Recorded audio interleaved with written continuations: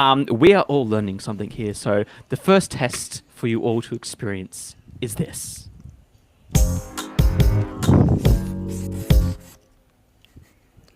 Did it work? Fantastic. I'm so glad. Welcome to my panelists here tonight. We have two extra guests. I guess we should just go around the room if you want to introduce yourselves. Although, honestly, I'll say your name and then say it because otherwise people can talk over each other. So, I am Nathan. I am one of the co-hosts here at the Playtest panel. I'm a solo dev. You know me if you're already watching this 10th episode, like you probably already heard me. But Jake, do you want to go first, and then Logan, and then we'll go from there. Yeah, sounds good. Hey guys, I'm Jake. I'm also Game Dev Garnet on YouTube. I've been in the game dev scene for around 6 years now, full time at Tin Man Games for the last 2 years.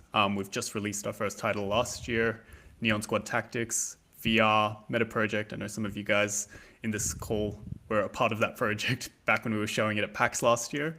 But yeah, we've moved on to a new project, which I'll probably be talking about a bit tonight. But yeah, really excited to be here. Thanks again, Nathan, as well for having me and the playtest panel.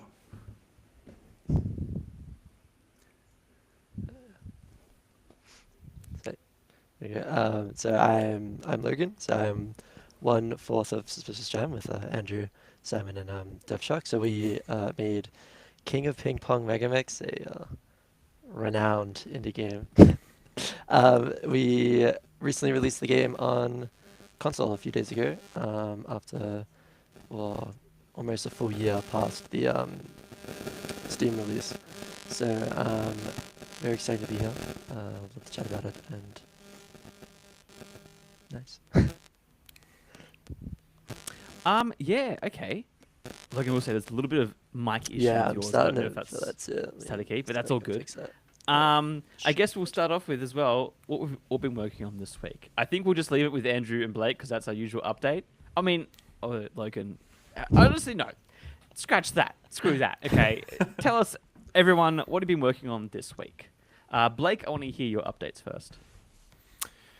All right, well, it's basically the same as last week for the most part. I've been animating guns and remodeling weapons for the last 14 days now, and I'm getting very sick of it. But I think as of this evening, I'm basically done, quote unquote, at least for the demo that I want for Games Week in, 2 weeks now? A bit over 2 weeks till Games Week starts. So yeah, I've just been very heads down trying to get my little demo ready so I can start showing people. I did promise Nathan last week that I would have a demo to him already, and I haven't. Yeah, where's my build, Blake? Where's my build? I'm sorry. Every day I ask for the build. I can Where show is our just build? DMs. It's coming. Hopefully tomorrow. Fingers crossed. But we'll see. But yeah, mostly just weapons and animating fingers. And if I have to animate fingers anymore, I think I might actually lose my mind because I think fingers might be up there with doors as the hardest things to do in game development. It's just I don't know. I'm just really over it. But yeah, that's my week. I'm just animating hands and weapons. That's basically been it. Well, I'll keep it brief, like Blake. But I've been, sort of on some video editing in the last week, doing some game stuff. We've released King of Ping Pong, which we'll talk about later, on all consoles. So that's been pretty exciting. But other than that, not crazy too much. Just getting excited for Games Week and doing all that stuff. So. Yeah, how have you guys been, Logan and Jake? Logan first, I guess. Yeah, so it's been a little hectic with the launch and everything. I've been making the rounds, making posts, LinkedIn, Twitter, Blue Sky, doing the works. Made way too many posts. I'm so sick of making posts. But I've now started work on, today I've started work on a build for an arcade cabinet that'll be happening during Games Week. So I will be working on that for a little bit, setting that off, going back and forwards. Also sending out some decals and colors and stuff for the cab as well. So it should be really cool in a few weeks' time when that gets released to the public, and then just a bit of contract work and stuff like that as well. But that's me. Yeah, nice. Well, actually, I kind of want to say congratulations on the platform or the console release as well. Actually, I remember I think it was July last year was my first IGDAB meetup. I actually saw the game and I was like, that was when we were showing off Neon Squad at that meetup, and I was very impressed by it. It looked very cool. That was pre Steam release, and I remember just the whole vibe of it was a lot of fun. So yeah, massive congrats on getting that out. That's huge. But yeah, following up on that, so obviously we took our project to the IGDA meetup last week. So my week has been filled with getting all the feedback, because it was the first time showing this new project to anybody. So there was a lot to take in, almost an overwhelming amount. So I've spent the last week and a half just basically overhauling half the project, trying to be like, okay, you know what, this wasn't working. I need to fix this. So yeah, been heads down getting that working, which has been it's been fun because obviously the feedback that I got was super valuable, but it's been really nice sort of just like being able to put the user experience back in. Obviously from like a developer's perspective, you kind of get lost in the project very easily. Obviously you know what you're doing, you know the controls, you know the mechanics, and then you do often forget that not everyone who's going to play it will be able to pick it up as easily. So even just being able to, I guess, sort of like tutorialize certain elements a little bit better, and just how to, I guess, like articulate that to the player has been a kind of a fun experience over the last week getting that in. But yeah, so user interface, user experience has been the last week, but very fun. Yeah, it's interesting you bring that up, because I think it's something we've talked about on this podcast before, but you know, tutorials is such a huge thing in games. All right, you never underestimate how, I guess, useless a new player can be at your game. You know, there's a lot of hand holding, and I know some devs like to do the thing where like they let the player explore, but typically there's a lot of things that get missed, or like mechanics that just like aren't realized that other people just you know, that most, like, a lot of players just will not pick up. I remember playing through entirety of Breath of the Wild before I realized I could parry. One of the things you needed, the final mechanic, one of the final mechanics you needed to parry against the lasers that the robots shoot at you, and I did not realize that was a thing until I searched up on the final boss. But you know, there's a lot of things that, like, I know that tutorials are very important, and it's almost integral how much you need to teach them. I think for me, talking about tutorials and going into that, I remember there's been a few games. I can't remember if it was any of like the From Software games, which they obviously have really good things that they never teach you. Maybe it was like a Ubisoft or something. It was like one of those like third-person combat games. And I remember, I think Breath of the Wild is also the same with me. Like, I have been halfway through a game and realized, oh, I can parry, or, you know, I can use this other mechanic, or I have, like, you know, freeze powers or whatever else. And like, I understand kind of the players or the developers thought of like, it would be fun for players to discover themselves.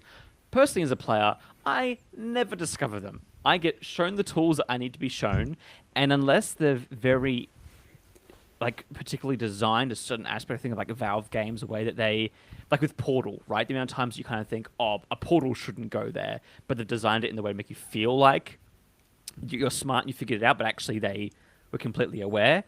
That I'm kind of okay with, but I'm annoyed with like certain mechanics like parry systems or, you know, melee stuff that like they don't teach you, but it's in the game. As a player, that frustrates me, because I'm like, someone spent, you know, their hard worked evenings programming this thing that I never get to use because nobody told me. I know like some indies as well who do like more combat focused stuff do that too. Like secrets, the difference between like, I think, a secret area and room and a secret mechanic that almost would make the gameplay experience better if only I'd known about it. So, and I did play a game was it last Tuesday or Tuesday before, Jake? And like, it was fun, but there's definitely elements where I was like you had to talk me through a lot of stuff so that I was aware of things. So I'm curious to know as well, like, what were the main points of feedback you got, and what are you kind of like? Give me details in like what you're trying to do to fix that. Yeah, definitely. I mean, one of the battles in itself is sort of like finding that fine line of, I guess, because I mean, the game that we're making, it's a tower defense game. So it's like finding the balance of like conventional tower defense structure. And a lot of people were expecting sort of phases of the game where it's like there's the planning phase and then there's like the battle phase, let's say, where you're in the wave. And where our game was different was there wasn't really a strict planning and battle phase. Everything kind of just happens. You can do everything all at the same time. So in between waves, you can be selecting characters from the shop and placing them and upgrading them, but none of that was explained to the to the player. So being able to find a way to sort of articulate that is definitely been a challenge, and also even just like describing what upgrades are, what they do, how the shop works. I think one of the problems was just with the way that I've like coded the sort of game system. The shop does like default to close at some points, just so you've got a better view of the like playing field and like the map and everything. And one of the things people were commenting was like, all right, well, the shop's gone. How do I, like, do I purchase any characters? Am I done? Blah, blah, blah. So now I've got like a actual pop-up, like, press E to open the shop, press E to close the shop. So that's like just a permanent on-screen thing. And whether that changes or not, obviously, will be up for discussion. But I think even just at this stage, the next time I show it off, I feel like that's going to be explained a lot better. And then I guess like next on that is, because ours is like an isometric, but it's very like grid-based. There's a lot in the scene, and this was one thing that nobody on that evening actually did was that interacted with like the scene elements. There's almost everything on the grid itself that you can interact with in some way, and no player discovered that. So I actually just today I went through and sort of overhauled the highlighting system and how like the interactables work. So anything that can be interacted with now has like a highlight appear when you hover over it, which in my mind, it's like, okay, if it doesn't highlight, obviously you can't click it. If it does highlight and you press the button, something will happen, whether that's like a text pop-up or like an action or like the characters pop up, that will occur now. So I think like even just from that point of view, that is like explained a little bit better. But yeah, it's literally just finding that like challenge of how much is too much in explaining, but also like giving them enough information that they're not missing it as well. Yeah, it's funny. I've actually been thinking about that in my own game recently because I'm working towards a build for TGX, the Game Expo, in March next year. And it's funny how if you were to ask me a while ago when I was kind of working on the full game build, I would have somewhat of a tutorial and then go dive into the game. But now that I'm working on this kind of more different experience, a very short experience too, I'm almost building the game around like each level being a different mechanic they teach and it being a lot shorter. So it's funny as well you're saying like, right now you have this mechanic of, here's where the shop is, shop available or not available. It makes me think a lot about, when games first launch and how they work, even during development and testing, and then even thinking about how games mature and develop. Like if you were to work on this game post-release for a year or two, I feel like maybe things would change, or you'd add even more options for like more veteran players to adapt to things, which I think is really interesting as a designer to kind of think about. Like, oh, okay, in a way, when we work on games, at least now in 2025, they aren't these like stagnant things that you design and are rigid. Like a lot of the times now, like games mature and develop. Like I think of live service games, right? A great example of this, like. Even games like Counter-Strike, how that was when it was like CSGO versus now that Counter-Strike 2 is completely different in a lot of ways. And probably it's the same with League and all the MOBAs as well. Like those I think are a bit different because they are so mature now that it's like there's no tutorial really for them. You just dive in, and even if you know the game, you'll get abused. So that's, I think, a bad example in many regards. But I guess like Logan and Andrew, you guys have worked on something for a while. Like how different was Ping Pong Megamix when it first, like in I guess pre-release versus when you were ready to fully publish it? Like, did you find mechanics like that changed? Because your game's also very hard, so I'm Yeah, curious on that. there's a lot of very interesting developments with the game because we had this on display quite early. We had this in people's hands like directly after the game jam that we originally made it, and it changed like drastically. There was, I think the biggest key one that was the biggest change was how the ball moved. So originally the ball moved with like there's almost this jarring sort of like snap on the bounce. It would have sort of like it'll move over and then it will pick a direction and it'll have a small bounce like that.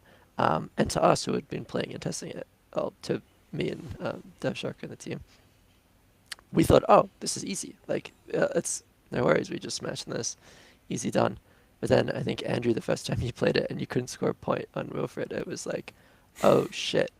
And we've had to like nerf and change the game to make it easier. I think over like multiple iterations. We brought in Ivan to be an easier character than Wilfred, and he was still demolishing people. And then when we finally got the ball working in that smooth pattern, you started to see that big jump in like. But then when we added spin back in properly, it like did it again, and then trying to balance that out because difficulty became sort of core to the game as well at this point. Like anyone who had tried it at any of these games, any of these like showcases or just friends and family, and it's the moniker of the game now. It's just hard, so we're trying to lean into that. But at the same time, we've made this game that feels to me like way too easy, and it's this little like jump. Luckily enough, like tutorialization wise, like it had a pretty smooth onboarding. Like it's very arcadey in nature, where it's just like 5 buttons, like you move and hit. But again, I think there's like little stories about each of the mechanics to do with punish and spin and stuff that like almost nothing in that game is what it was at that game jam version that we were so excited about. Like pretty much every aspect of the game had been sort of changed or altered to fit or to onboard a player better or to like make it smoother and less jarring for the player. That's really interesting. And it's funny you mentioned, a lot of players kind of picked up a lot of the archaic nature of it because it was more of an arcade style game. I'm curious, Jake, if you have any, like when you, obviously because yours is a tower defense, how often are you going to other similar games and kind of copying their formula versus like reinventing or redesigning certain aspects of it? Yeah, I mean, I would say the entire it's really difficult with the tower defense game because half of my development has been based off of existing games. Namely, the one I'm like going closest with, I guess, is obviously Bloons Tower Defense. That's the one that I've played the most. So structurally, I feel like that's the one that I've almost mimicked the most.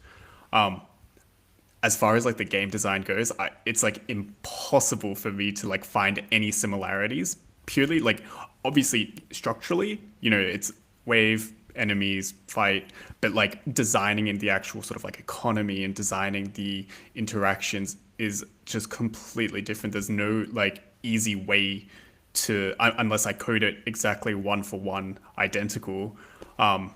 It's just way too different. The projectiles are going to fire at like different speeds, and like even that's enough to throw the entire game design off. And I'm not like natively like a game designer. I've obviously got like a little bit of experience just through studying and like through university and everything. But at the moment, a lot of it is just freestyling numbers, just see what works. And just like kind of, I think like a lot of the values and upgrades and abilities and stuff, I just put in and then just like haven't touched since then. And every now and then I'm like, you know what, I feel like the game's a bit too easy or it's like a bit too hard, and then like, tweak a few values here and there. But I think like, yeah, again, as far as like, I guess it's like every game. If you're copying a genre or a style, obviously you want to do it like from something that you've played or have experience in, and then do it like a little bit better. Maybe it's like finding what you didn't like about it, or finding things that you didn't enjoy and, improving on that. That's like the whole, fun of game development for me, at least. So I think a lot of like the characters and stuff that I've designed, some of them are like slightly based off the, Bloons Tower Defense characters, but it's like, how can I make them even more fun? And then that's kind of how I'm trying to adapt it. But yeah, definitely a lot of a lot of looking. I've got like a spreadsheets of like similar tower defense games, and just like even just like stylistically, like because it's a isometric pixel art. I even extend it out of tower defense. I'm like looking at different pixel art games and how they design either interactions or user interface and stuff like that, and build off of that as well. Yeah, I think it's very interesting you say that. Even if you're not like a game designer, there's still a lot of things that you pick up, and I think it's a personal philosophy where I think anyone can be a game designer for their own game. It's really up to the experience that you put in, and you see from playtests how you would change. I think it's when you put a game in front of someone and they give you feedback, and you think about or you see how they play it, and it's like, oh, that's not what I want them to experience. That's you being a game designer, right? That's you figuring out how you can change this experience to match more of the player's perspective, and by doing that, I think there's still a lot of value from someone who's a specific role as a game designer, but when you're sort of making a game and there's very limited resources, I think that's you being a game designer. I think there's a lot you can get out of seeing people play, seeing how you can change it. I mean, literally all of our game jam games and stuff, when we've put it in front of people, you see those glaring issues. I remember the big one I remember was The Good, the Bad, the Alchemist Pirate Software Jam from last year. We had the buttons on the screen, and I thought, there's no way no one's gonna like not see these buttons on the screen, and people still didn't see the buttons on the screen. And the entire time, I was just like kicking myself at these showcases, and it's that exact same thing, that if going forward with that game, the first thing I would change was like the buttons in that mini map that we had in that one, where like no one saw it, and it's definitely showing the value of like just putting things in front of people. Yeah, actually, on that, one of the things that I found pretty interesting, obviously, like with the tower defense game, you've got lives, you've got an economy, and in my game that was displayed, but that was something that a lot of people did miss. And it's like, I even like tried to like guide the player's eyes to it with like where the like coin drops would go. But I think one of the biggest things that I found from a lot of players, almost like everyone who played, I think there was only maybe 2 or 3 people who kind of instinctively picked this up. They weren't grabbing the money. The money would drop onto the scene, and they wouldn't think like, oh, I need to like control my character to like pick it up.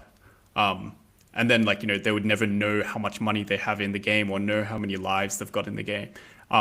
Even though it's like, constantly displayed, it never goes away. So I think like that I've slightly changed that. I've like expanded it a lot now. But like even, yeah, it is a really tough challenge. Like, for what you think is, I guess, like obvious or like on the screen, sometimes like, yeah, players can just look straight past it or straight through it, which is like, it is hard, like, especially from a developer point of view, because it's like, it's there, but yeah, it is an easy thing that people can just, look past.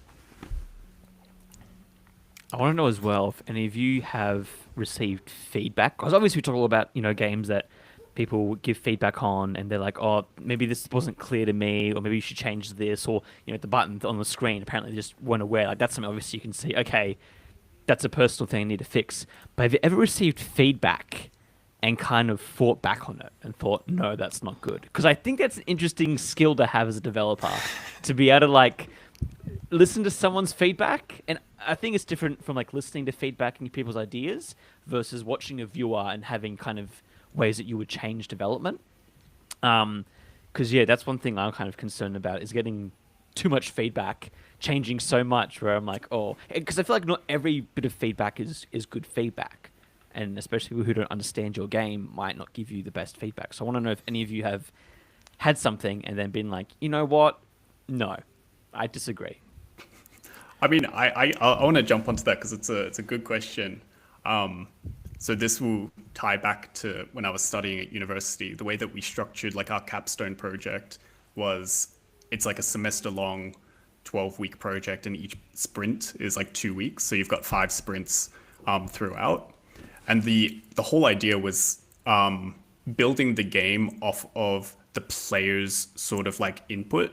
So you would get this feedback of what the players liked and didn't like, and you would have to kind of adapt the game into what they want. And one of like the projects, this wasn't mine, this was like someone else's, a different group.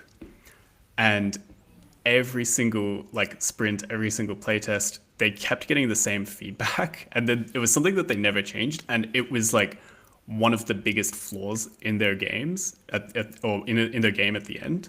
So they were making this like Metroidvania type side scroller, but they never gave the player an ability to jump. And everyone was like, the player needs to jump. And they kept fighting back on it, saying it's something that will come in the game, like as an upgrade. But it just never made sense not to do that. So it was like I think it's really important to take on player feedback. I think obviously there could have been a case to make like wait a few weeks, do the next playtest. Like maybe you've got like a plan down the line. But if it isn't lining up to the players' sort of like needs or expectations, then I do think you kind of just have to cut your losses on it and just put it in, just test the feedback from that. And you might find that players would be like, you know what, it feels too easy now. Like, and then that's when you can start to like pull it back a little. Okay, maybe the jump would be a little bit less now, or like, just nerf it like in some kind of way that finds a nice like middle ground. Because that's like the whole thing. It's like iterating on the design over and over again and finding what makes it the most fun. But I think like ignoring the players' like sort of needs and wants is probably the opposite way to go, because end of the day, like you're making the game for yourself, but you want other people to enjoy it as well. And if there's everyone who's kind of collectively saying that this is a feature that's sort of necessary or like good in the game or like needed in the game, there's probably a reason that they feel that way. So it's not going to hurt you to, chuck that in for sure. I think as well, especially at a lot of the events that we circle with showcases and stuff like that, it's very keenly aware of the audience of the person playing the game and giving the feedback to. Because a lot of the feedback will be valuable because literally anyone can play a game, but there's probably some feedback that'll be more valuable to you at these events that are coming from either players who you're aiming for, these kind of like, for us for King Ping Pong, these like really high twitch fibers, like good hand-eye coordination players. A lot of their feedback and the people who are able to get through that first jump of players and give some like really keenly accurate feedback on things, those were super valuable. How we had a few like more casual players or people from these circles that they weren't into these fast-paced games or slow-paced games, they would play it and it would be like, oh, it's like too hard, and like that, or like there was some variation of like it's too hard because of blank, and it's like we could realize that it was too hard, but like the blank they were pointing out was like it varied, but it was like either something intentional or something that was like very core to the game, and bits of that trickled down into the design, but there's some of those like a lot of the ones early that kind of like maybe like 20% of those ones came from like those non-core audience. But again, you need to actually identify your audience before you can actually do anything like that. But yeah. Okay, very interesting. Oh, no, go ahead. No, you can go. You can go. Okay, I was gonna say it's very interesting because it's definitely leading to a question we got in the chat. So Total Game Development says, what does the panel think about puzzles and the balance that goes into that? So puzzle games, right? I think, or puzzles in games and the balance that goes into that. So I'm assuming he means sort of putting a puzzle in your game, and how would you go about balancing, I guess difficulty or a sort of how players run around, because I know that I have a lot of troubles in some puzzle games where I'm, well, not some puzzles, and just some regular games where I'm just running around in a circle and I end up just looking online for the answer. So what do you guys think about that? Yeah, it's kind of a fairly well-timed question. I've come from a meeting today as well, but one of the contracts I'm working on right now has a lot of puzzle design in its game design currently, and it's a very a very interesting design space because it's like just puzzles always you need to give the player enough to latch onto, but not enough that they've been like told the answer. But at the same time, it comes to that tutorialization thing again. Like if someone just doesn't see it or is like acutely just unaware of what you're asking for them in this moment, like it gets to that point where they're running in circles and stuff. And I think a lot of it comes down to really good onboarding and sort of making sure the player knows what to expect or they're ramped up into it. A lot of the discussion I was having today was about puzzle mechanics that featured in a first level that would then reoccur or get built upon in previous levels, and introducing them at like a really like player pace level so that they were still able to hit their narrative beats and their story and like their progression inside the level early on and get them hooked in before then introducing these more complex mechanics and building upon them. Yeah. It's funny you mention, I think you're 100% right in that the way to design a good puzzle is to give the players the tools they need to solve it. And I think just giving them time, like the one thing that always comes to my head when I think of puzzle games, which is really funny, is the God of War. I think Ragnarok is the biggest, guilty one of this, where like I will go to an environmental puzzle, and before I've even had time to like look around the environment to figure out what the puzzle is, they're like giving me little hints and advice, and I'm like, stop, stop, stop, stop! I haven't even worked on the environment yet, and you're already like, you need to move the water to move the moat, and I'm like, I know, but like, give me a second.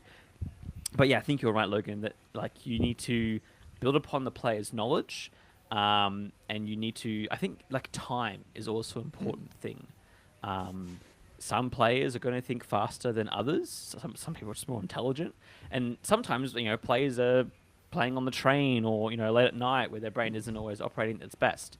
And I think it also depends on the type of game that you're making. Yeah. Like if you have a game that players can take a break from your puzzle and come back to it later, whether it's like an open world game or something, that can help. Where if your game is just like a mobile puzzle game, then that's kind of totally different. There's one mobile game I play occasionally on the train and stuff, and there's just some levels I can't beat. And thankfully, the dev put in a skip this level.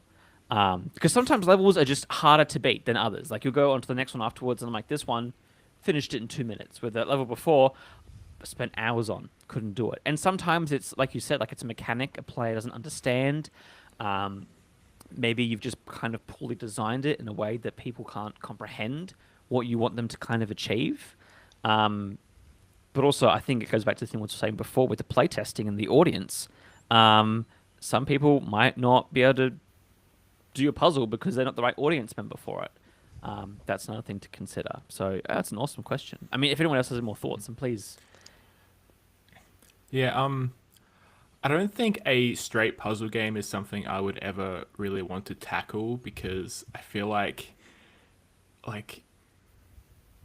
puzzle games are kind of like comedy films where like if it's a bad comedy, it's unwatchable, and if it's a bad puzzle game, it's really bad. Like you can have a bad horror movie and it's still fun to watch, but like a bad comedy is just like painful. And I feel like it's puzzle games are kind of like that. Like if you're playing a bad puzzle game, I don't think you're going to get any enjoyment out of it whatsoever. However, I have put puzzle games in like a few of my horror games, and I feel like the horror can kind of like balance that. Like the horror is the main sort of focus of the games that I've put puzzles in. And I find that puzzles are good for like just breaking up, the more intense gameplay for the stuff that I do. Yeah, as fun that they're pretty fun. Yeah, just break from any sort of typical game. I know growing up I hated puzzles in games. Like I just wanted to, shoot stuff and run around and do whatever. But as I've grown up, I find myself enjoying puzzles more and more. Maybe I'm getting a bit older and like to slow down a little bit more than back then. But yeah, no, that's sort of my view on puzzle games. So also, shout out Woodworm as well. There's a game being made in Victoria currently by Samuel. Great, great puzzle game he's got going on. And it does have a lot of those, that sort of like good ramping onboarding as well. Definitely check it out if you can. It's a very, very good looking pixel on there too. I think there's a demo on itch Mm. for the original version of the game. Yeah, figuring out the mechanics in that one, I just like, oh, like it's so good when you figure it out. Yeah. It's funny you say that because it might be sort of a hot take, but I feel like most games are sort of puzzle games in disguise, at least like in a certain sense, right? So I think in most games, you know, the developer typically wants you to sit down and think about how you want to approach the situation. Say, um, let's say something like just League of Legends, right? I know that not everyone here likes or really plays it, but in a certain sense, you look at a game and you're thinking, how can I approach this? How can I sort of tackle my lane, or how can I tackle the opponent? The same with, I think Hitman is 100% a puzzle game. You can run in, guns blazing, shoot every target you need to, but most of the time you won't succeed. You need to figure out a solution, figure out the map's quirks and its sort of like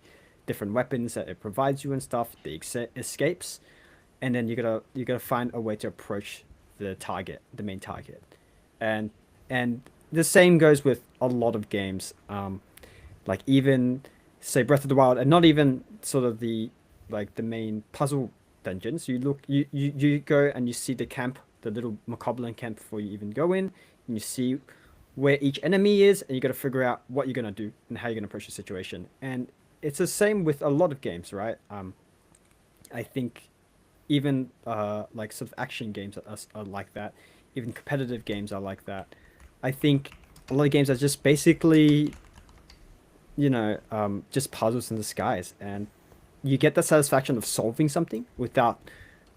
Some people don't like puzzle games without the boredom of a puzzle game, of sitting there being like, "Oh, this is just a puzzle. This is just the game." But what do you guys think? Well, it's Man, funny I you think mentioned that's- this, but Blake should go first because he needs to talk more. I think that's what like the entire like immersive sim genre is essentially built around. Is like, here is an objective, but here's a bunch of tools and a million different ways to approach it, and you just sort of like, yeah, like an immersive sim is essentially a giant puzzle, and you just sort of finding the approach that suits you essentially. But yeah, I think Hitman's a very, very good example of a game that like on the surface doesn't really seem like a puzzle game, but really when you boil it down, that's all it really is. But yeah, I lost my train of thought for a moment. But, And that's why I don't give Blake the floor all the time because he just forgets halfway through. That's all good. yeah, Man. Well, it's funny. I'm not Andrew, sleeping a lot at the moment. You just went into like a micro sleep. Yeah. That's a tough puzzle to solve. Yeah, that's going to sleep as a game dev. That's a real tough puzzle. But one game I was thinking of, because I've been playing a lot of Battlefield recently, and you've made me realize now how much of that is actually a puzzle game. I love playing the rush mode where you have to either protect two bombs or activate the enemy bombs.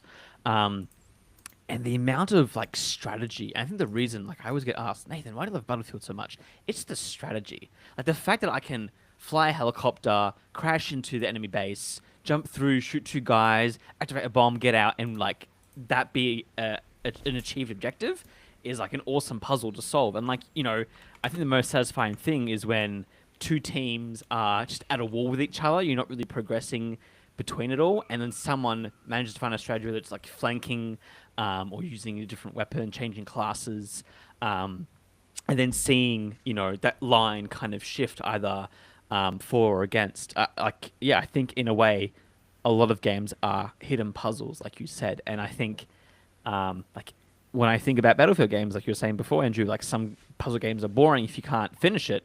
I also think, you know, when there's a stalemate in first-person shooters, it's also boring. I get that same feeling. I think it's that feeling that players get of satisfaction when they solve a problem. And in a way, I think that's like every puzzle ever. And you can even, you know, extend it from not just video games, but then into like tabletop, into people's careers and life, and just everything in general. Is like everything's a puzzle if you know, if you look far enough. Yeah, I mean, How going to off make that as money well. from games, that's a puzzle. Yeah, we're trying to solve that one. I was Sorry, gonna- I Jake, was you go ahead. Yeah, no, I was gonna say like because I play a lot of like roguelike games, and I think, I mean, they don't always have to strictly follow a puzzle like format, but I think even just something as simple as like a boss fight, you know, attack patterns and like learning those, like it's kind of a puzzle in itself. You know, the first time, you know, it's just like that sort of memory of like, okay, this is, you know, the structure, this is what to expect, and like how to counter that. You know, what have I done so far that can work against this? Yeah, no, I think there's definitely like, yeah, that puzzle and that sort of strategy thinking in, yeah, literally like every game has some kind of element of it for sure. So it does kind of loop back around to that first discussion about triization information as well. Being able to give someone a puzzle and be able to like figure it out, as in like any sort of game mechanic, be it boss fight or FPS war. Like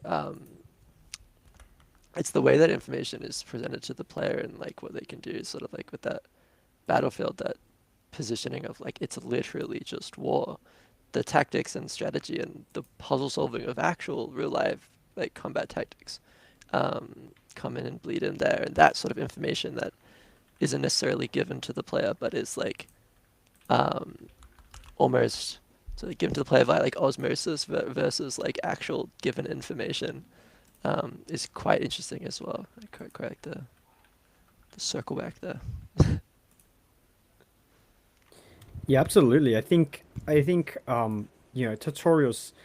I think we've hit a pretty good mark on our tutorials in King of Ping Pong, but I think in general, the process of coming up with a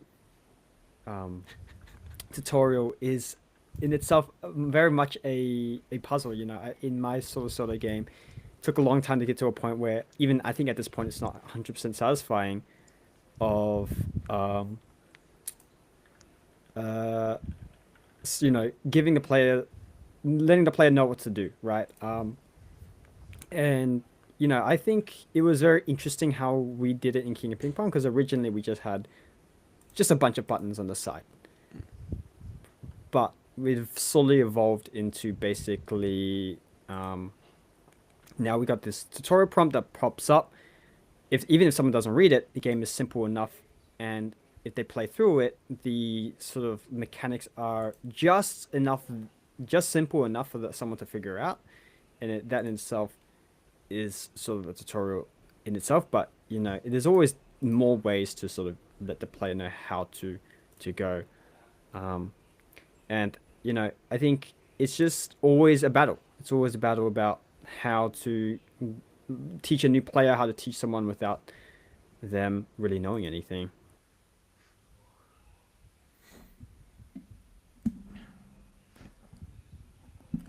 We're giving away a Steam key for King of Ping Pong, and someone else please enter the giveaway in chat, so I'm not the only one, because I only did that as a joke.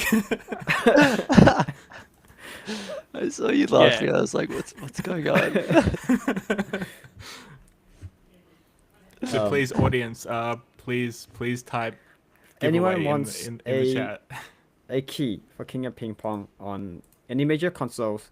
We're on Switch. We're on Xbox PlayStation, One, Xbox. Xbox Series X, Xbox Yeah. S, PS4, PS5, and Nintendo Switch. We're Yay! on There we Switch go. too, Like yeah? very Full similar. readout. There we go. There we go. You can tell he's been doing the marketing around here. Yeah. Well, I guess we should go to the next topic, guys, which is you did it. You released the game on console. You did it. Well done. This is going to go for a very long time, so I'm going to stop it right now. I was trying to say as well, thank you, Jake, for coming on and letting us talk about random things so much. And I wish we could give you more time to talk. And I reckon we'll come back like another episode, and you can dive deeper into your game and your process. Because as well, there's a whole aspect of YouTube and content creation and like it's just stuff we haven't even been able to cover, which we won't be able to, unfortunately, in this No, one. no, it's all good. But feel free to stick around. But I think we want to kind of switch gears now into like Sus Jam and what's happened. Yeah, I think I don't know, Logan, Andrew, do you want to take the floor from here? I don't know what to ask. I think you guys just want to share and kind of celebrate. Well, Logan, well, I'm obviously a host, so Logan, you go ahead. Alright. They are calling it the biggest game release of September. No other crazy game came out this September, so it has to be us.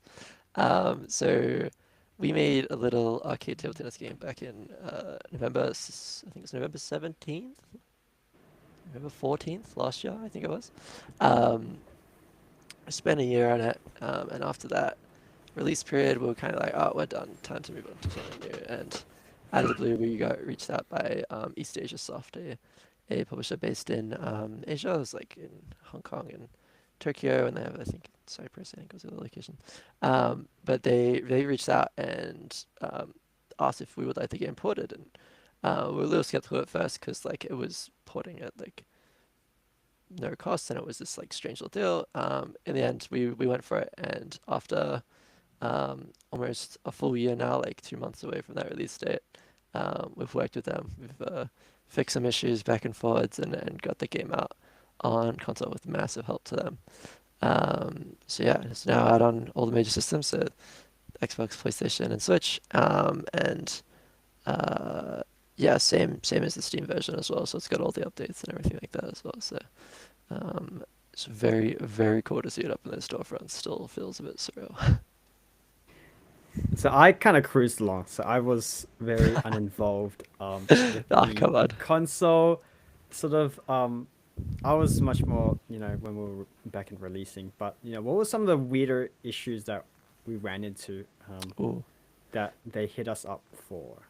So there was two major ones, and these are tough to fix as well. I'll talk about the process in a little bit, but the two issues were there was a shader issue on PlayStation that just made this really weird, like, glitchy line, and then it was to do with shadows. Turning off the shadows made everything like emissive blue, like it was just bright blue, not like glowing blue, but just blue enough. PlayStation blue even. But it, yeah, so it was this shader issue that we had no way of fixing on our end. We didn't have access to the dev kit. That was all on them, but they were like, we don't know what to do. Like, can you fix it? And I went back and forth to them for like a solid while. I'm just sending like changes to the shading script to be like, look, I don't know if this is gonna work. Like, just give it a shot. Let me know. Lucky enough, the guy I was working with, he had a contact and found a way to fix it. And then I remember just after he fixed it, I emailed him and I was like, hey, so like, what was the issue? Like, just for future reference. And he's like, man, I don't even know. Like, it just we just fixed it. Like, we just typed it in like, here's the shader code. He sent me the whole script, and it was like, it just fixed it. But then the other big one that you can still see a bit of the ramifications, but like everyone knows the Switch, it's not the strongest console. The Switch one, like, it is not a very powerful console at all. So our game had pretty poor performance on the Switch. That's not the port. It was nowhere near consistent 30 frames. It was dropping drastically.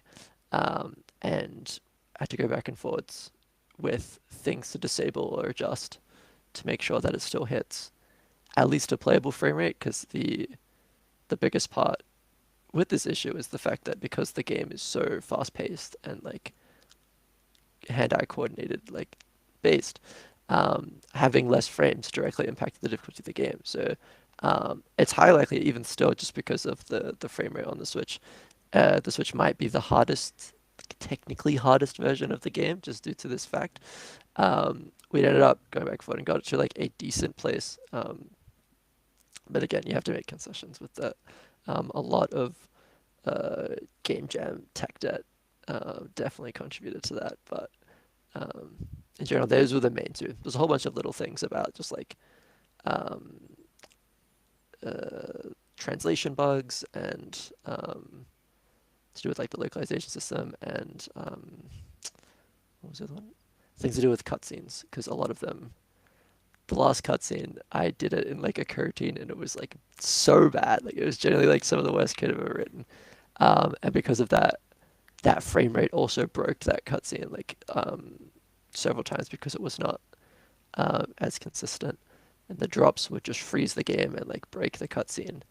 So I had to make a whole separate cutscene and like something else and try to make it really quick and send it off, and it was a whole mess. But yeah.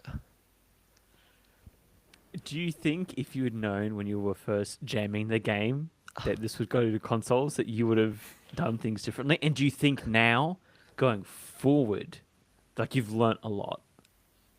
It's very interesting because like a lot of King of Ping Pong was just like, we didn't know we were gonna do this with the game at all. Like we got the game when we got to a point where we could show people, we were already like, okay, this is like legit. People haven't had these reaction about other games we've like made before. Like this is something else,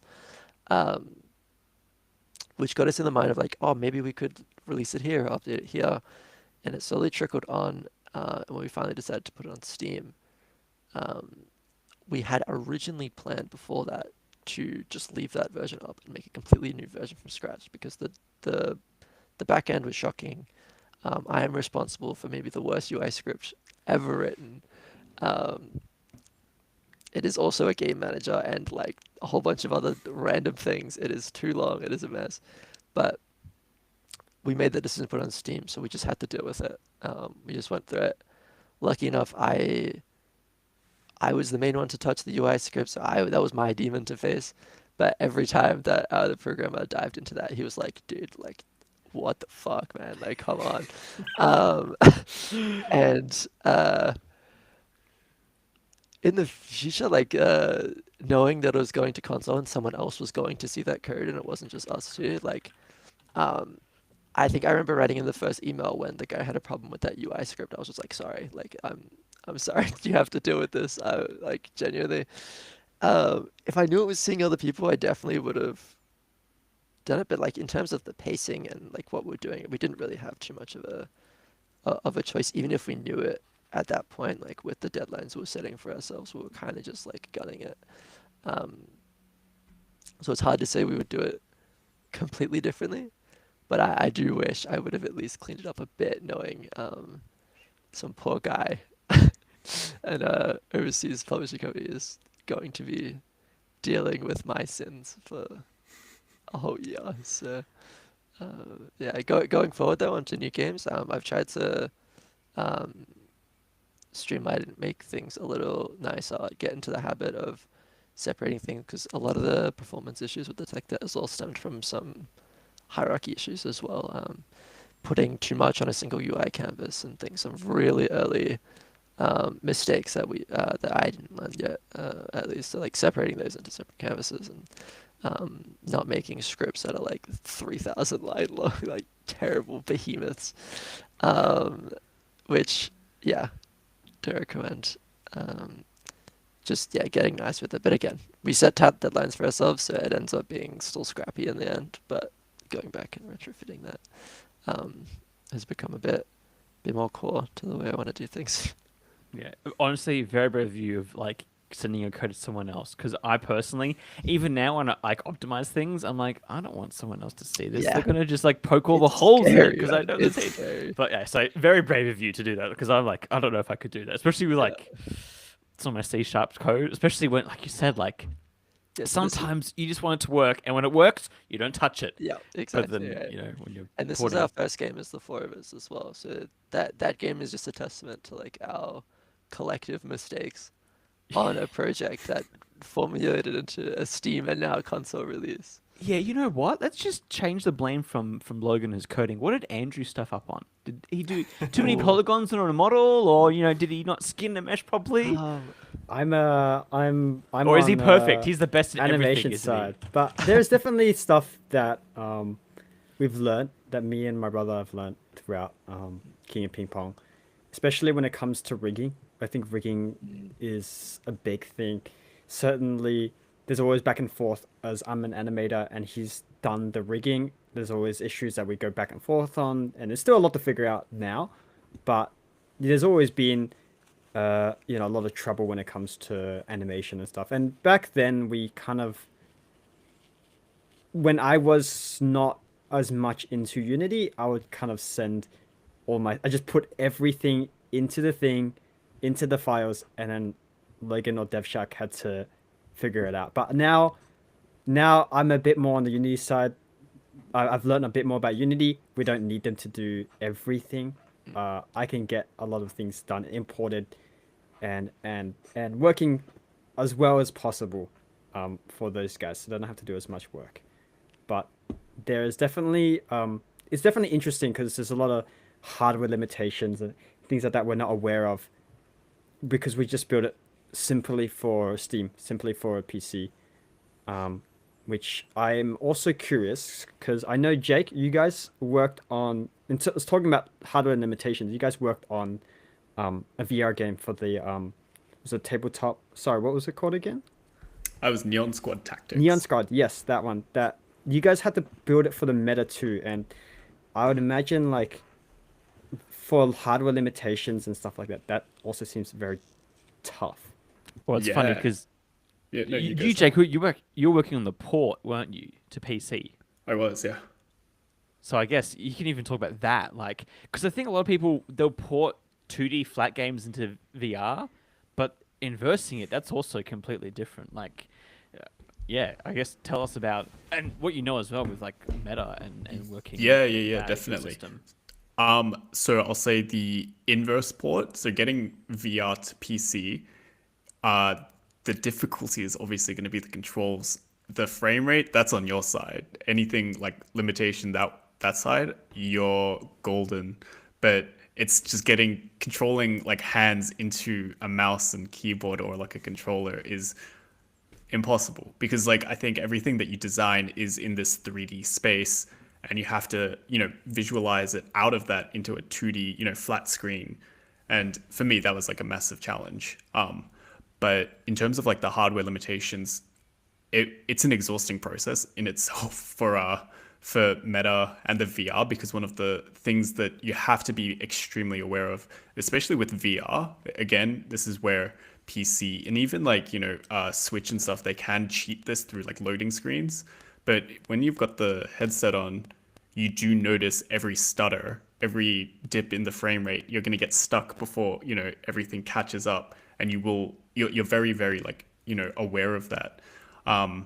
So yeah, I mean, there was probably like 2 months of me doing asynchronous loading and trying to learn all of that, and every day of work, like just me. Okay, I'm back in the code. I'm back in the thick of it. And just trying to figure out that process was very, very difficult.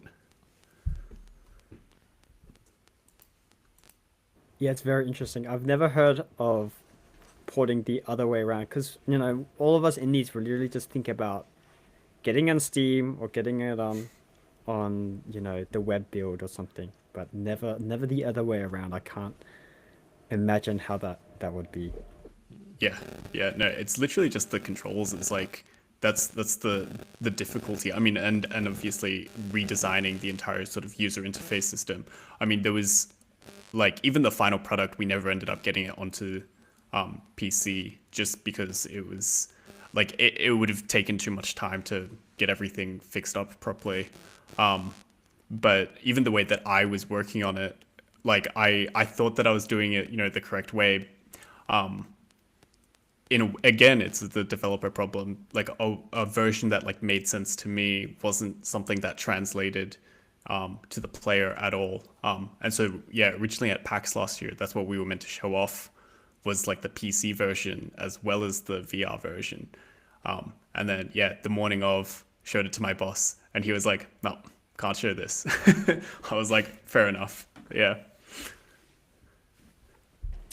No, it's interesting because I think about future projects I want to make, and I always think about how I'd make them 2D first and then get into the VR realm, because there's a little soft spot for VR, even though it's kind of fallen off. But yeah, the thought of like turning a VR experience into a flat screen game, I'm good. I'm good. You know, that can be your own trouble. You know? Obviously, you end up stop doing it, but like that's such a that's such an interesting feat. You might want to check your mic as well, Jack. I don't know if there's some interference or something happening with yours. Is it like stuttering a little bit? Staticky, yeah. Sorry, might plug it back in. That's okay. I'm just making sure. Because we're live streaming, everyone. So there's no beautiful Nathan edits here. No AI audio processing. You know, no. Anyways, but no, that's fun.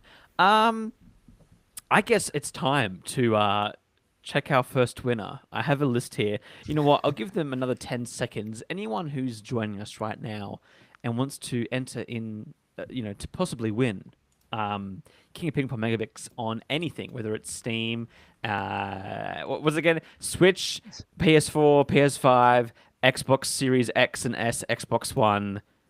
That's Did it. I get them all? Yeah, that's all. That's Hi, good me as your advice, marketing Blake. guy. You know, I can Yeah. name all the consoles. Yeah, Blake, sure, 2 entries. That's gonna work for you, isn't it? I only own 2 copies of this game already, so yeah. I need you it. need a I third need one. it. Yeah. But yeah, okay. I guess we're gonna. Again, this is my first time doing this, so we're gonna see. Waiting for. Oh.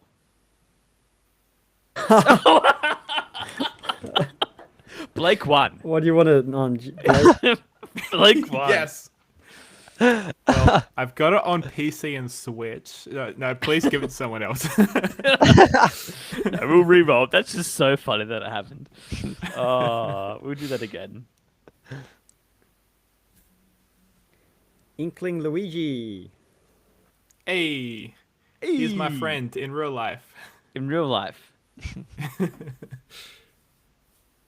Well, I mean, I don't know the way you want to do that, because if you know him in real life, Blake, you can Oh yeah, Do a I'll thing. figure that That'd out. be Yeah. easy. you can That's convene very that. easy, But I yeah. guess what I will do actually. Oh no, we won't do it unless we actually need to. I mean, I guess you ask guys, how many copies do you want to give away? Because we just got one. I don't want to like start free balling the wall. I mean, if we're getting one, it's up to Logan. Logan does most of this. Oh god, that's me. I mean, I'm up for a few. I could do. I'm not quite sure about the console. I could definitely do Steam keys. Like We have okay. We unlimited have Steam keys, but I could maybe like max, like 5, 6, 7.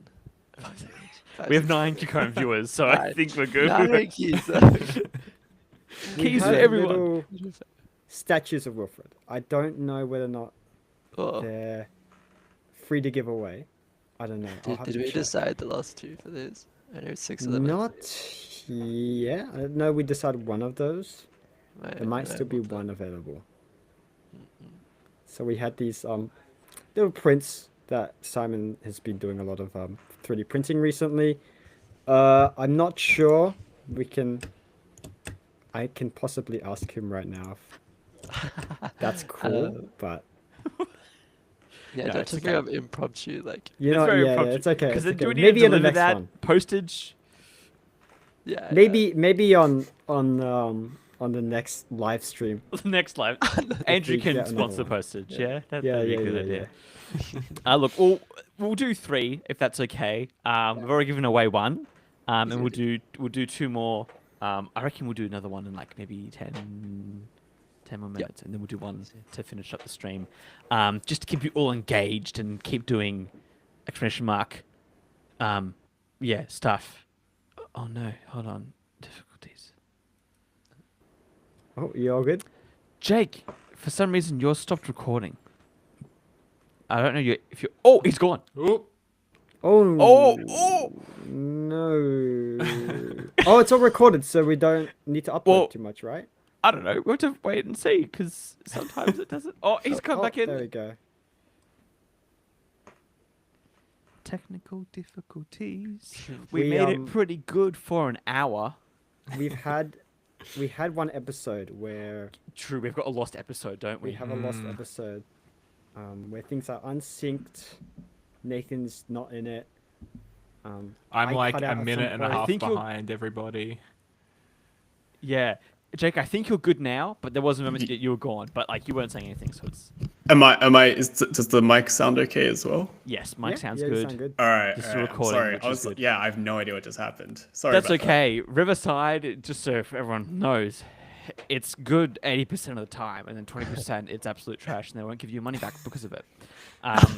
Personal experience. I asked for money back, and they said no, and I was like, "This is theft." Anyways, so yeah, we'll keep going and chatting because I think we're having a good time. Oh, and also your brother Andrew says that maybe more in production. I Maybe don't know more if in you- production. So. So watch he's this gotten into a space. bit of hobby recently for 3D printing. He's got a resin printer. It's very cool. We've got a YouTube short on the little. It's really creepy. It's like a footage of a bunch of Wilfreds being dipped in some goo like and slowly tortured. it's slowly tortured. It's kind of crazy, but they're really cool. And you know, it's a really cool sort of commemoration of our next sort of milestone, I guess, right? Because we still got more things planned. Everyone has their own sort of hobbies and things like that. So that's Simon's thing, and he wants to put it towards SusJam. So we've been giving away a few of them. We'll be for those who have beaten the game, which is cool. Because the game is difficult. It's not easy. So definitely giving a prize for that. That's nice at least. And you know what? I don't have a resin printer. I have a whatever it's called, the other one, filament or something, which is great for certain things like headphone stands and more like mechanical use cases, but not very good for models and art and stuff. So I might reach out to your brother and be like, "Yo, I want some art for my game booth because that would be cool. Some 3D models of some characters." I mean, okay, I'm going to open the floor up to everyone because we still got a little bit of time, which I'm thankful for, of anything you may want to discuss or talk or questions. The time is yours. Take advantage of it. In chat as well. Yeah. I've got a question for Jake. On our podcast, we're big Tin Man Games fans, and This is true. Especially, we're quite big fans of Neil. Neil's like, I think, one of our favorite people. He's just been so helpful to us. Like, if I have any question in regards to like anything game dev related, I can just email Neil and he'll like help me out. So I was just wondering like how you got involved with Tin Man and how you met Neil and how that eventually formed into you making your game for Tin Man. Yeah, you know what? Amazing question. And this is something that I'd love to talk about, but I haven't fully talked about it either like on my channel or like sort of publicly yet.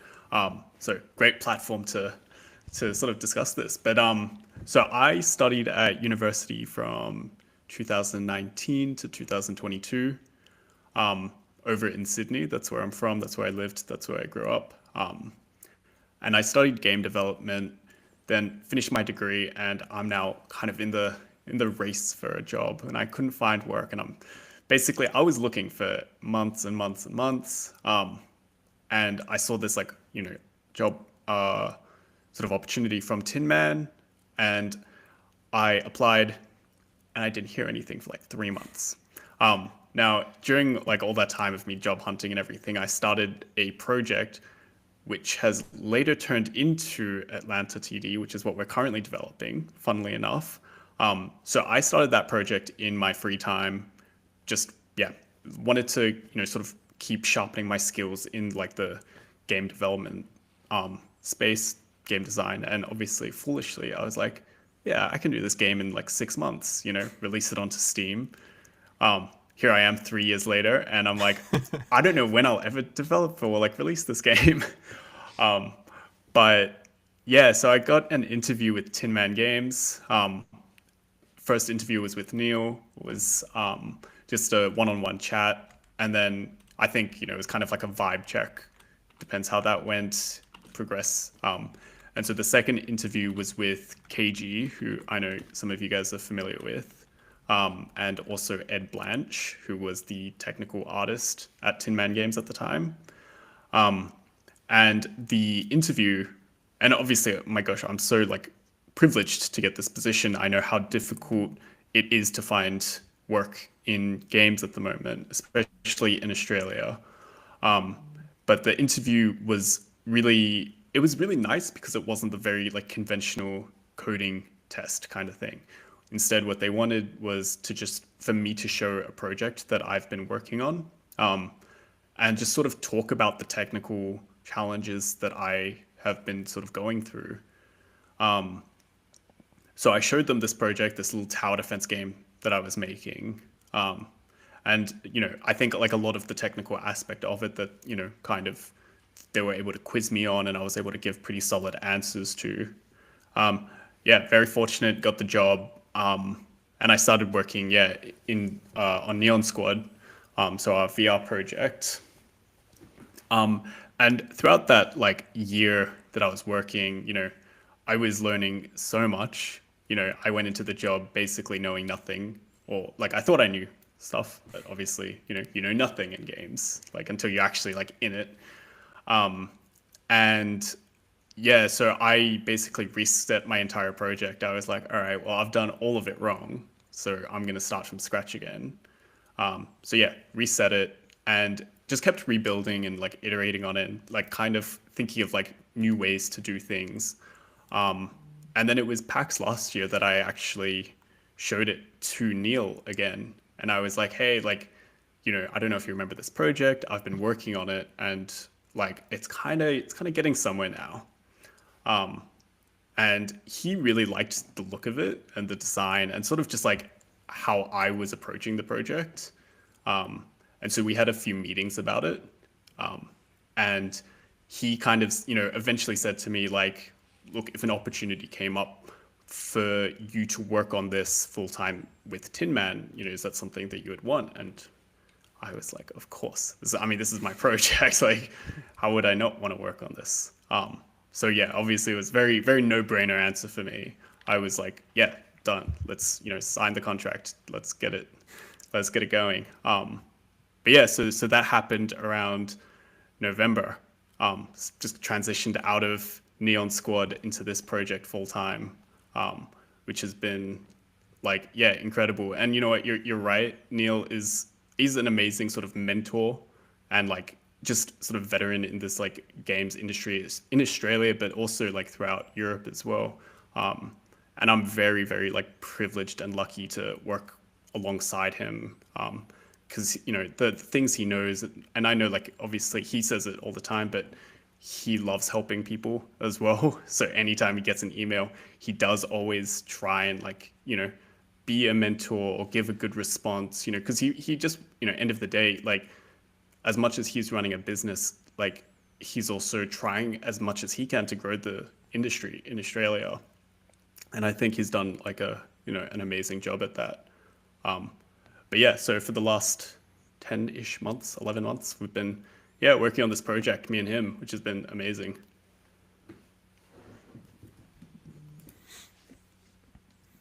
Yeah, so do you guys have a rough estimate of when the game will be ready, or is that just sort of it'll be done when it's done sort of thing? We do have like a very rough timeline, but it's definitely, and I think he knows it as well, it's going to be one of those things where it's like, we have this date set, but we also have like a year, like leniency, like maybe it'll be Feb next year, but it also might be Feb 2027 kind of thing. And then it's also just like how much can we stretch like the project, like, because obviously I think one thing that we're trying to do with this project is we don't want to cut any corners. And I know like a lot of game development, and I say this from, you know, our experience with Neon Squad, a lot of it had to have been like cut corners, and that's because we were working alongside Meta, where there was very, very strict like deadlines. But this is our own project. This is our own sort of IP in it. We don't have like sort of someone in the back telling us what we need, like in terms of deliverables and stuff. So we are trying to pace ourselves to ensure that we're, you know, making the best possible game with what we have. So is this new game going to be floating around anywhere for Games Week this year? Is the game? Did you say? Yeah, gonna be it's fl- going to be floating around anywhere at Games Week.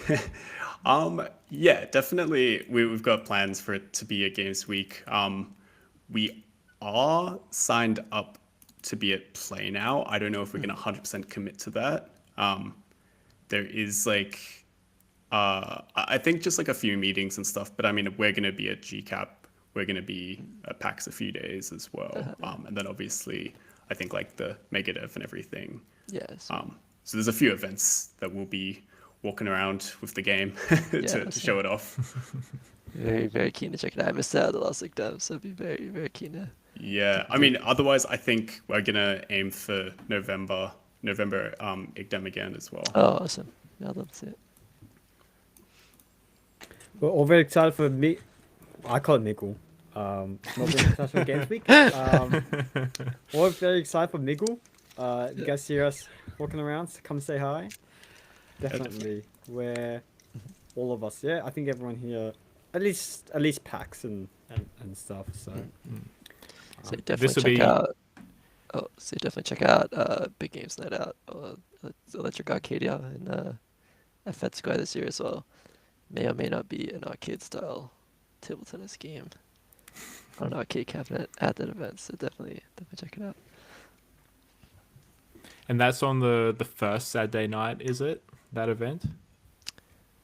That The one's, I 4th? think it stretches across the week, so it's available from okay. the 3rd till I think the 7th, so the Thursday I think it is. So the final like big games night out is on the 7th that night. I think it clashes a little bit with the parallels, but yeah, it'll be available for the whole week. So if you get bored of GCAP, stroll down to Fed go to play. Let us know. That's funny. I think Andrew, you need to make a shirt that has Miggles on it and then has like similar, you know, pink styling to Games Week, and just wear it. And I bet you can get people calling it Miggles now. Instead of Yeah. Okay. I mean, I've got the rest of my life to make that happen until Games Week. You're just like, runs out of funding. well, yeah. You start hiring interns and say, all right, guys, we're going to Miggles this week, all right? Everyone's Miggles, and then they'll just spread It's it. like this off-brand Wiggles, the Miggles. They're just- everyone's got their own color with the bright pink Miggle. Like, we're the Miggles.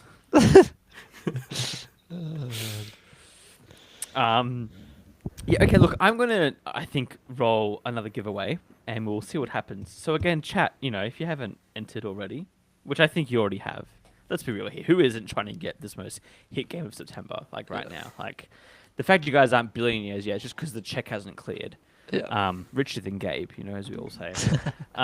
But we shall re-roll and see who the next winner is. Hopefully it isn't someone who already owns it. There is one of the 5 of us, yeah. Yeah. Oh, Total Game Development. Justin from a few weeks ago. Congratulations. You've got a copy. Let us know.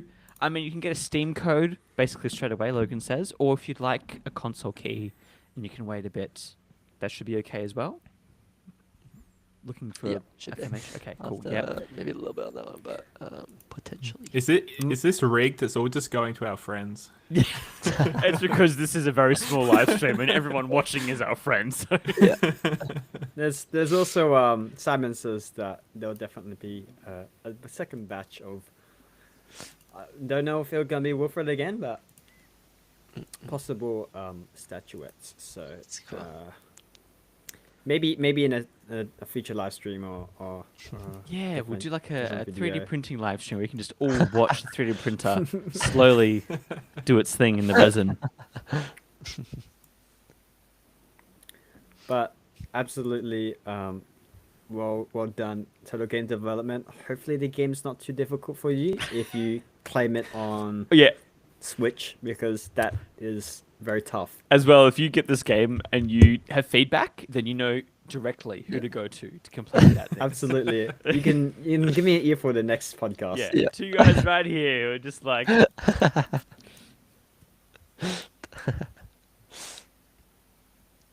But thank you. Yes, 10 episodes. You know what?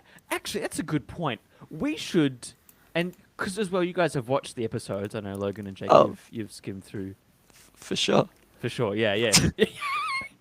Watches 10 minutes of each episode. I Oh, have, yeah, I watch have, it all. I am a Playtest panel watcher. I'm not up to date, but I have. No one is. That's what I've heard. No one's up to No, date. it's too long. It's like One Piece. But I think Blake and Andrew, like, I think we should go through some of the memories we've had in because 10 episodes is a lot of episodes. I usually can't count past 2 or 3 episodes of a video or devlog series. So the fact that we've made it to 10 and 10 consistently, like every single week, there's been an upload. And this is basically a season finale while we wrap up. I think we should also tell viewers, I'll be going away for a bit as I get into the crunch period of university, and I need it because today has just been dreadful for me in terms of study. But with that as well, Andrew and Blake have approached me with some different ideas. So I think we should announce those ideas first, and then we can do a bit of a retrospective as to our 10 years episode. And feel free, Logan and Jake as well, to chime in and be like, I liked it when you guys did this. Or you guys should do this better in the next season. Like, speak more clearly, apparently. This is what Andrew's brother always says. Simon's like, Andrew, you need to get better at presenting. And Blake, you need to show your hair more. Jeez, come on. How many beanies do you... No, don't do it! My God, The what's receding happening? hairline. Oh, the reflection. Episode 100, we'll do a hair reveal. How about that? Okay, so Nathan's going to be gone for a little bit. But that's not the end of Playtest Panel. We're going to have a new segment that's a bit more shorter and a bit more of a kind of a video format, where Blake and I are going to play some of our old games that we've either released and has very little or never released, which is a decent amount from Blake and some from me. And we're going to call it Games from the Graveyard, because these are games that we have abandoned and are dead. So hopefully every week we're going to get a small 20-30 minute video of us just bantering about old games and maybe some ideas that could, if it had continued, or things like that. But look forward to that every week. I don't really have a schedule yet. Well, but we'll say hopefully, because leading up to Games Week, I do have like an insane amount of work to get done. So the next couple of weeks could be a little bit iffy, but we'll see how we go. Yeah, Andrew, no empty promises here, all No right? We empty commit to promises. everything we say. and a possible in-person Playtest Games Panel Week episode, which Awesome. I'm trying to figure out. Because I've been holding off buying filming equipment because I'm doing being a creator at PAX this year, officially, finally. And it's annoying because every year, it's like GTA, right? You know when you steal a car and it's a really nice sports car and everyone else has the same sports car as you, once you steal it? Same thing happened to me. I bought an Osmo Pocket 3 and suddenly everyone else has the same camera as me. And I'm like, I saved up for years for this camera, and now every influencer and their sister has one. And I'm like, oh, damn it. So I'm like trying to hold back buying new microphones and things, especially if we're going to use it once. But I would love to do a live episode with us all, which I think we can do. I think we can share a microphone, right? We don't butt in and talk that much together, do we? My point I think exactly. we'll survive. No one. We'll survive. Barely. So, yeah, we'll do a live episode, which we can do easily. That's good enough for me. I'm basically going to skip out uni that week anyways, no matter how many grades it costs me. But I do it for the love of game development. Future employer, please hire me because of that.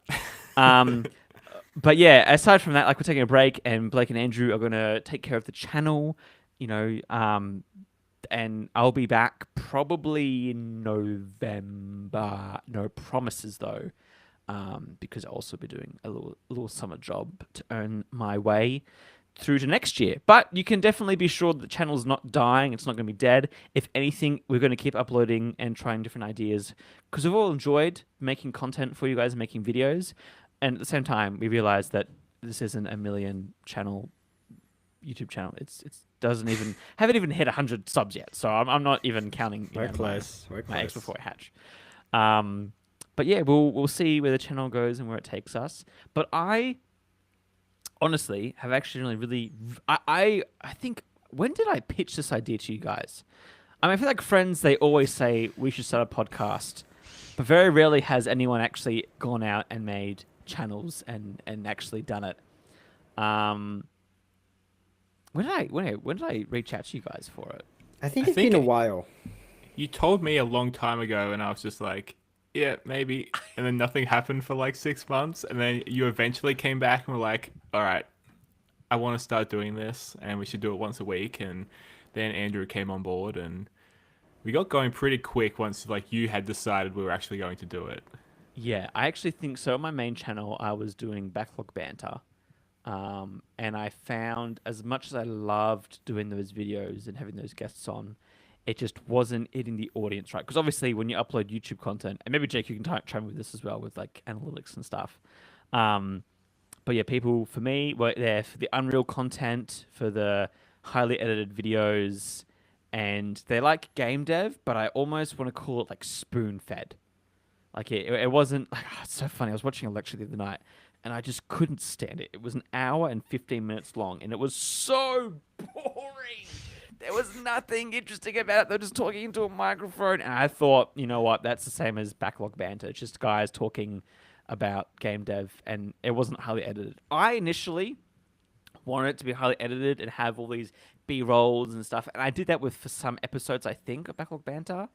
At least I tried to, but man, those edits took like days, which I don't have anymore. I don't have days to edit a video. And so I was like, okay, I want to start a new channel with a fresh algorithm and try and upload weekly because I know that would see improvement. And look, I can say this much. We have improved. Every video has been good. And we've gotten views. Even if it initially didn't spike up in views, I found the ones that didn't perform great out of the gate actually got spikes up later. And so I think as a channel, it hasn't just completely flopped. We're just slowly, gradually growing, which I think is really good. And for the main thing, right, the reason why I wanted to do it was partly because I could see this as a fun avenue for us to talk about, games and stuff and make videos. And I know, Andrew, you talked about, you've loved that me and Blake have made content because you can kind of see our progression. But the other thing was that, like, I just loved chatting with you all. And Jake and Logan, you're included in this. Like, I love talking with other game devs about game dev stuff. And I feel like for a very, very long time in my life, I didn't have that. And I was hoping that by having the playtest panel, it would give people who maybe are missing out on that to kind of have that parasocial relationship with other devs who can talk about things that are interesting. Because I feel like game development has definitely grown as an industry and as an interest for younger people. But sometimes they can get a bit lost or feel a bit alone. Like, I know, Blake, you've grown up in a remote area where there's been how many other devs you've looked up to as mentorships? Like, I think I know like one other game developer in my town. That's more than me. That's more than me, Yeah. buddy. So, like, yeah, I wanted to do stuff. And also, we've enjoyed these chats, which basically happen on our own private Discords. And I was like, man, just monetize this. This is great content. So that's why I also dragged you on, because I'm a content machine. I love content. Delicious. So that's the other reason why. And I love YouTube channels. I love making videos and podcasts, and they're fun and they're really enjoyable. And it means that people who are, watching and enjoying it too can also get something out of it. My highlights, though, have been, and we can all talk about our highlights and things we want to improve. My highlights have been watching Andrew and Blake try to intro an episode. It's always so good. Like, when I conversation with them, they're back and forth and fine. As soon as I ask them to intro and outro, well, guys, that's all the time we have. thank you all, Nathan and so for the. Like, it's just, it feels like you're on gunpoint every time. It's so funny. I mean, I think it's but mostly me. I think Andrew's done a pretty good job. But no, I just, Andrew's pretty bad too. It's mostly Nathan does all the professional stuff. But it's it just takes time, honestly, and being comfortable. So yeah, I've always enjoyed that, and I've also actually genuinely enjoyed watching like Blake and Andrew improve in podcasting as well, and just like filming each week is actually I feel like I've seen you guys grow and change, and I've also loved the most is just like we said, like seeing the progression. When we started the podcast, Blake, how far along was Wolves Den? like 3 weeks, I think. 3 It was weeks. like very early. And now you're nearly at a Miggle demo for it. So like, Yep. and Andrew, like your game is now out on all consoles. Your personal project has been shown and play tested. Like so much has happened because like 10 episodes, that's over 2 months worth of work, which is insane. And now we're a panel of 5, not 3. This is awesome. Like people actually agreed to come on and talk with us. When I first asked people, everyone's like, I'll see the first 2 episodes and then never got back to me. Where at least, Jake and Logan are cool enough to be like, you know what? I don't care if it's under 100 subs. I'll still hop on and chat because I like them as people. So that's always been fun. Definitely very honored to be one of the 2 initial guests. Yeah, you're gonna Playtest panel. definitely be It's a great honor. on the Hall of Fame. One of the, Speaking of retrospective, we've talked about having guests on since episode 3. We've only had 3 guests. 3 and- guests. and 2 of them are this within one. within 2 episodes. So hopefully in the future, when we do season 2, or when Nathan gets back and we have some more time to do, we'll get more guests on. If anyone has any ideas what guests we could try to get on, Hey, who knows? We might be able to get Gabe Newell one day. One day. Well, I don't know if I When can do that Nathan's pressure. working at Valve. I don't know if I can do that pressure. That's one thing I had to overcome, especially when I do reach the point in my career when I want to go apply there. Like I have so much anxiety. Like I don't want to stuff it up. That's the best way to put it. I don't want to stuff it up. It would be awesome. I feel the only thing though, and it happens all the time with us. Like we'll have a conversation on the podcast and go for way too long. And I've watched the episodes, right, of me trying to like get it under an hour, and we can't get past an hour and 10 minutes, even with cutting down. I mean, I could probably cut down to get stuff out, but like trying to get us. So I feel like with Gabe, man, I would talk for 10 hours straight with that man because the things we could talk about. Be a one-on-one interview. One-on-one. Special.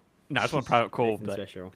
have him on speed dial, Be like, hey Gabe, what's up? How's the yacht going? It's the third guest of the playtest panel. Here he comes. I don't know if he will like that. He doesn't like the number 3. But yeah, no, it's very true. But the truth being is that I've always said, guys, I'll reach out to more people and get guests on, and I don't do it every single week because unfortunately university.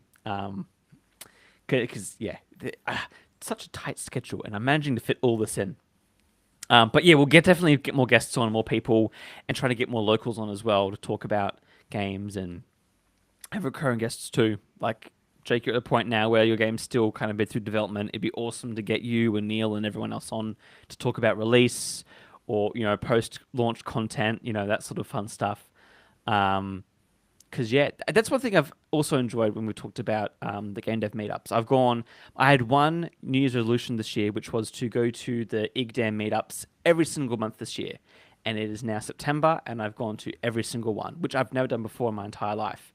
And some months I did not want to go because it was storming and raining and cold and wet. But I've trudged through those Melbourne streets with wet socks and done it anyways. It was so cool to do it all.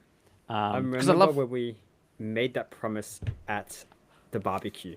the barbecue. That's right, the December barbecue. We're going to go to every single one, and so far we've done it. And Blake, you disappoint us all. Can't believe you wouldn't fly down every single month. So inconsiderate. I'm sorry. You should think I'm of your friends sorry. more often. Honestly, I know. I I'm wouldn't just fly a down bad for one person. drink. Yeah, just terrible. Do you guys But, want to hear what I had to go through to get to Games Week last year?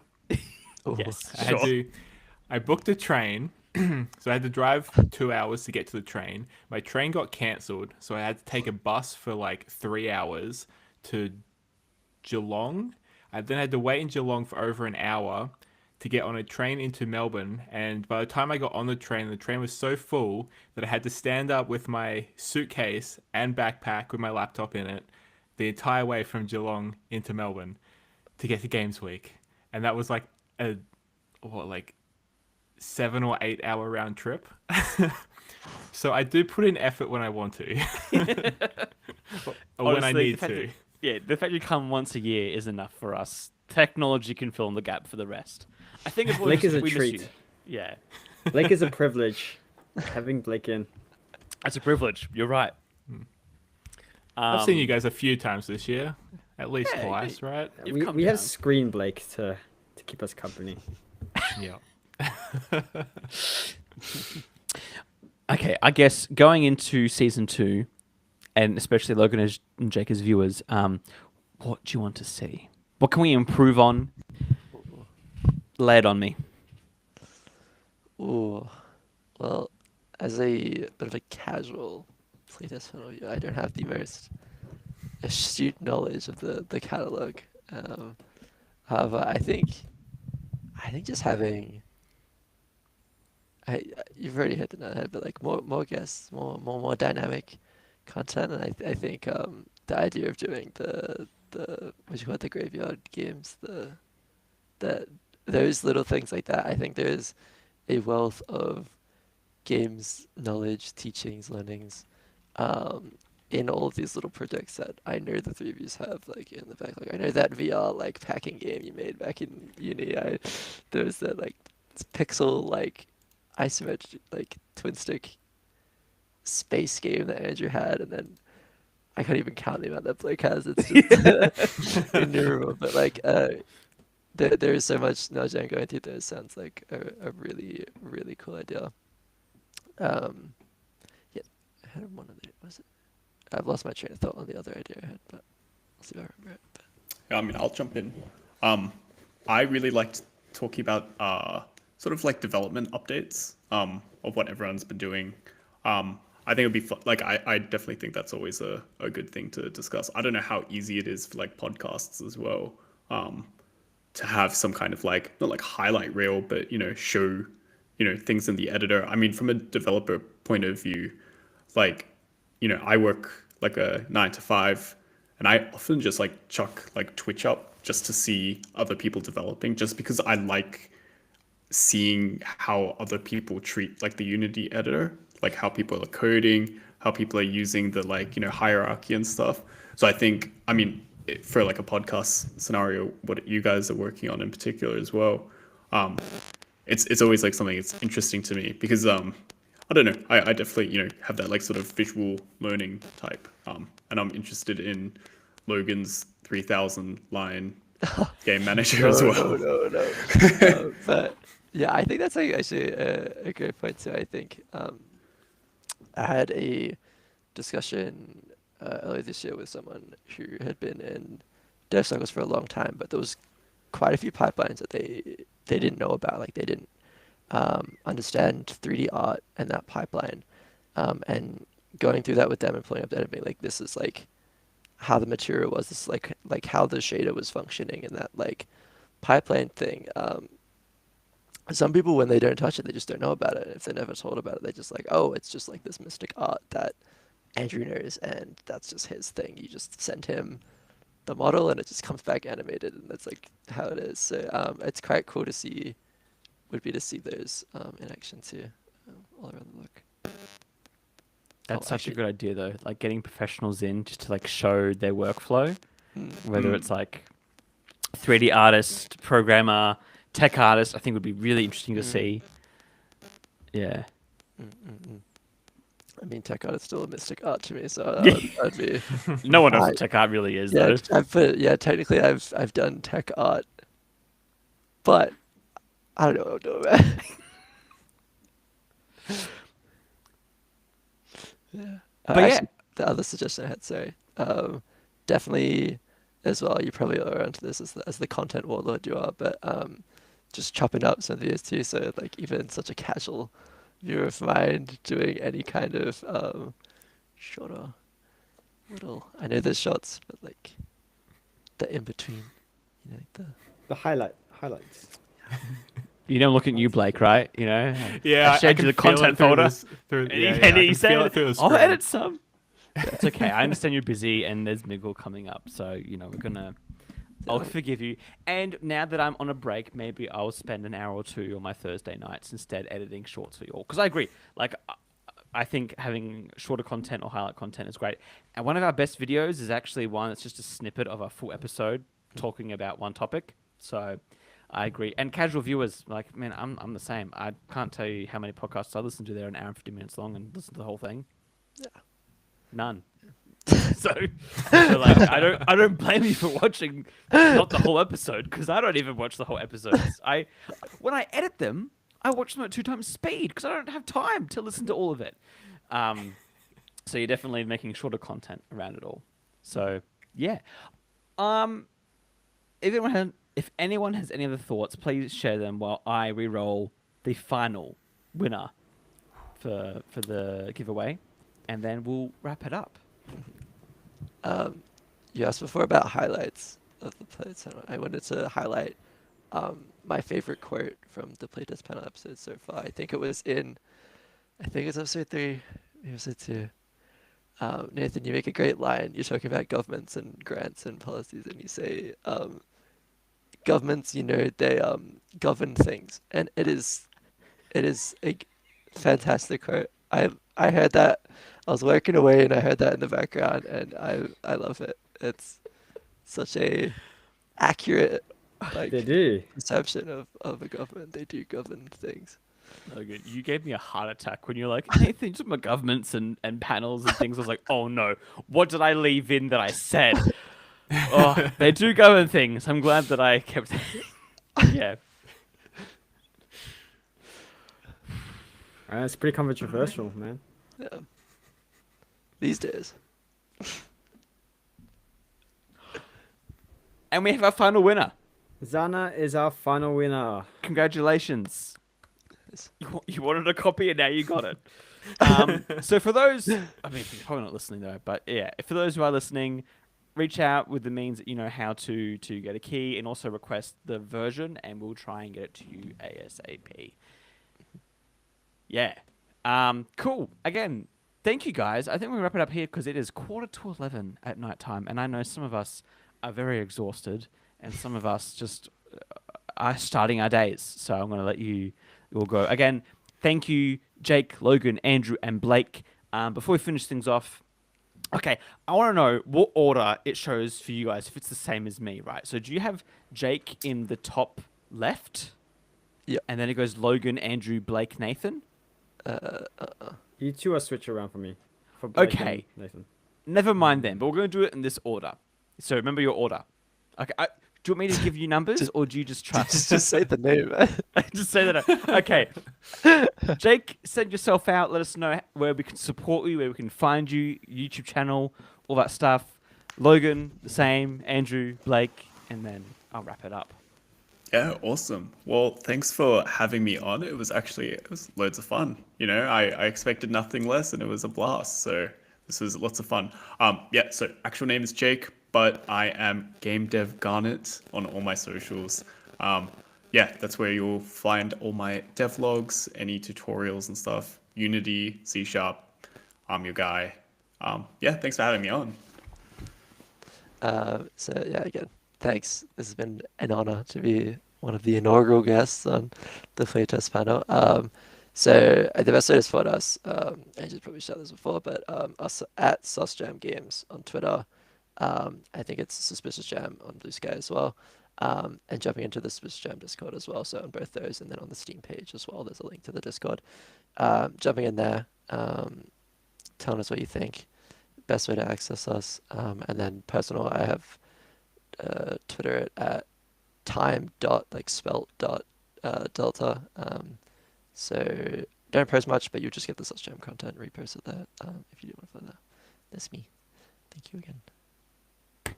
I'm Andrew. I'm one of the co-hosts. So support here.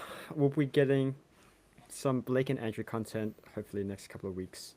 I'm also Leptonics or Jamtonics on YouTube. Support me there. I make a few content every few weeks, but hopefully just subscribe and keep up here. And I'm Blake, the third co-host. You can follow me on YouTube at I think I'm just Blake McKinnon Productions on YouTube. I'm going to start doing more videos because it's been a good 6 months since my last one. As I'm sort of getting to that point with the new game where I'm going to start, pushing social media a bit more. So I'll be doing devlogs, some more posts on Twitter and or X. You can follow me there. I think I'm Blake M Prods. I think they're the two best places to follow me. I've also got an itch, which is also Blake McKinnon Productions. If you would like to check out some free horror games, that would be the best place to do that. And that's basically me. And I am Nathan, your co-host. Thank you all for watching the Playtest panel. Thank you all for joining me for this episode. It's actually been quite a highlight for me, and I'm very proud of what we've all been able to build together. So generally, thank you all for watching. Keep following along. There's more coming your way, and we'll see you in the next episode. Bye, everyone. Thanks for watching and listening. Bye. See you Thank next you. time. Bye, King of Ping Pong.